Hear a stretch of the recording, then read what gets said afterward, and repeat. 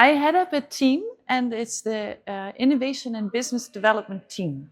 And what my role is I'm part of the Knowledge Exchange Office. And so I look at, with my team, the research output of the university, and I try and think about how to make more impact from the research. So how to get the research out of the university and into society. First, I was asked, hey, we'd like to do a knowledge boost here. And we're not just sure what that should be, but we feel like the Circa Institutes in Social Sciences and Humanities are doing very interesting things, but we want to help them a little bit with the translation of that. And so I had a couple of meetings with Circa staff to try and figure out together, okay, what are the needs and what is the interest and what are the possibilities? And then the next step was I said, well, I'm going to have online interviews. There's 7 centers. With each of the center, individually to see what they think, and also to familiarize myself with who they are, because I don't know. After that step, then I made a summary document of what I thought were some needs and some wants. I worked again with the staff to try and narrow that down a little bit, get feedback from the centers. And then we thought up of a program and timelines of activities. And that included a site visit to the Netherlands. So they came to the Netherlands, to Leiden, and we did some workshops and some tours. To Amsterdam, I have some colleagues there who work in very interesting areas in social science and humanities, and a humanities venture lab.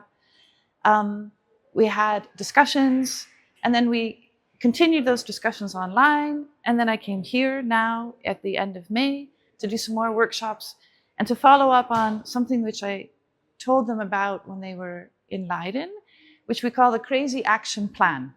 And the Crazy Action Plan is supposed to be crazy, and they have to do something. And then other than that, they're free. And so now I work one-on-one, and then we sit down together and they email me and they send me things and I criticize them to think about, for their particular institution, how can they actually do something with knowledge transfer. So after this, of course, now, and they have a chance to talk to each other, which is extremely important. And also, when I'm not here, the Circa staff also does things. So they've created different workshops where they can talk to other groups, the Circa institutions in social science and humanities. They have networking. They have meetings with each other. They have some trainings. So that's been going on when I'm away, back in the Netherlands. And then after this, I said, okay, you're this far at the action plan and certain things have happened. They have to follow up on that with me. And then you have a conference in October. And in October, they have to share with the greater community what they have done. And it doesn't have to be finished, but they have to share that, and they have to talk a little bit about what they've learned. I said to them many times, and I think they might actually believe me, I said, I want you to fail. You have permission to fail, and I want you to fail. And because if you fail, it means you're trying something new, and you're trying something different, and there's no consequence to fail now. You won't get a bad mark, it won't affect what I tell your boss. What it means is you're trying to unlock something that's stuck. And because you've never done that before, that's hard. So you have to fail. At least you can't always be successful.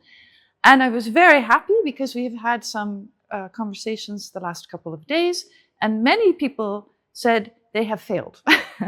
And some have failed spectacularly. And that's okay, because we don't stop when you fail. That means, oh, now I have to think about that and what I do instead. They're learning about transfer of knowledge of their particular institute, but also thinking about all kinds of things they have never had to think about before, about what to do with research and how to do that, and how to do that with the resources that you have. So you don't have 2 million euros and you don't have a staff of 50. And so you think about, well, what can I do? And what can we do together? And what kind of things do I have in place now to let me try some of these things out, which is wonderful. That's exactly what you should be doing. I've learned professionally and personally, anybody that owns a pet knows that personally, cats are not small dogs. Social sciences and humanities, which I would consider definitely a cat, is not a small dog, which would be STEM, so science, technology, engineering, and math. Of course, you have a lot of similarities. You're both working with academics, you're doing research, you're trying to bring something to society. But traditionally, STEM has done this, and they follow kind of one highway, which is often, not always, but often, you have an invention, you have a patent, and you do something with the patent. So you license it out, usually to a company, maybe you have a spin out. And that's kind of a well-trodden path. And it tends to have an economic return. So a good example would be life sciences.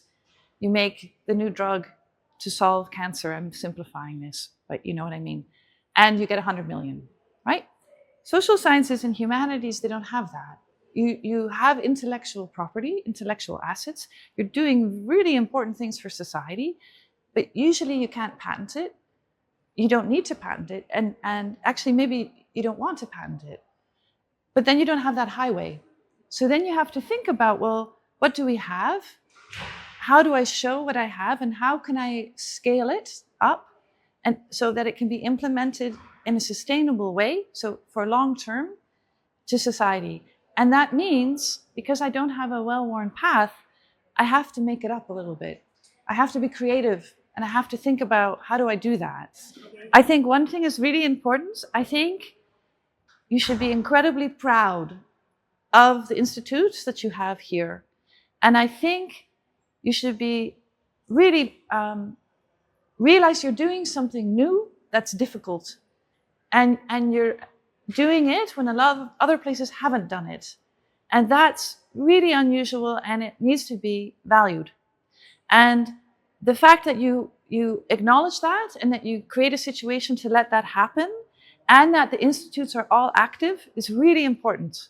And it's fantastic. So let everybody know you're ahead of the wave and you're doing an amazing job.